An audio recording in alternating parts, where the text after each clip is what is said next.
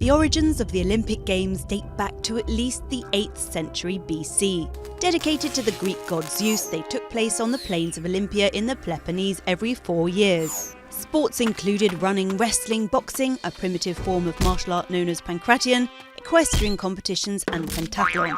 The ancient Olympic Games fell into decline when Rome conquered Greece in 146 BC and were finally abolished in 393 AD by Emperor Theodosius I.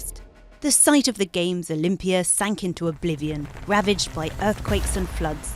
It wasn't until 1500 years later that the modern Olympic Games were born in Athens in 1896, featuring 280 participants from 13 nations.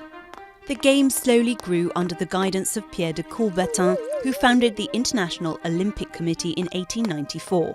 In the 1900 Games, women were allowed to take part for the first time. By 1924, the Olympic Games in Paris had captured the public's imagination. More than 3,000 athletes took part from 43 nations. The 1936 Berlin Olympics were the first to be televised to a limited audience and took place under Adolf Hitler's Nazi regime.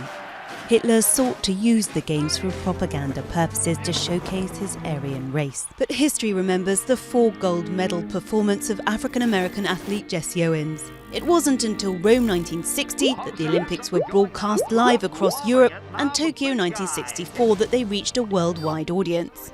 At the height of the US civil rights movement during the 1968 Mexico City Games, African-American runners Tommy Smith and John Carlos staged a protest at the medal ceremony. They were stripped of their medals, but inspired a whole generation of black athletes.